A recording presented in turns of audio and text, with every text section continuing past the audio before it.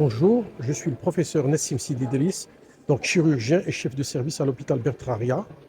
Alors aujourd'hui, nous avons inauguré notre première journée médico-chirurgicale de l'hôpital Bertraria.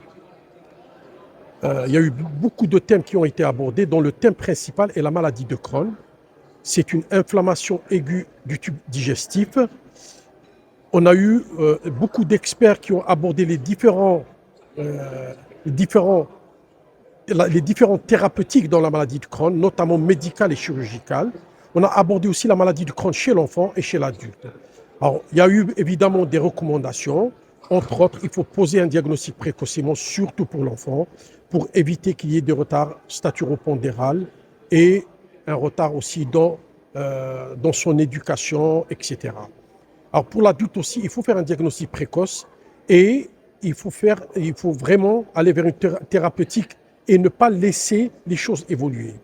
Alors, la chirurgie, longtemps considérée comme un échec dans la maladie de Crohn, au contraire, il faut penser que cette chirurgie faisant partie de l'arsenal thérapeutique. Il ne faut pas avoir peur de cette chirurgie parce que cette chirurgie, parfois, peut assurer un confort aux patients.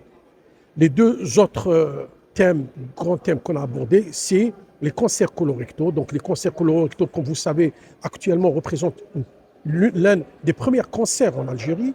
Le diagnostic est fait assez tardivement. L'incidence a nettement augmenté ces dernières années. Et ça, c'est dû probablement à l'occidentalisation de notre manière de vivre, de notre manière de manger. Le diagnostic doit être fait précocement. Il y a des signes précurseurs. D'accord. On a des troubles du transit, on a des rectoragies, on a une anémie inexpliquée. Tout ça va nous pousser pour faire des examens complémentaires.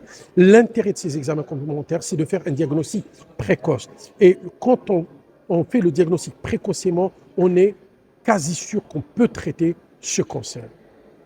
On a traité aussi le problème du pied diabétique, qui est un véritable problème de santé publique, et la prise en charge des patients qui est de plus en plus difficile. Donc, on a insisté sur l'instauration d'un véritable circuit du pied diabétique pour aider les patients à régler leurs problèmes.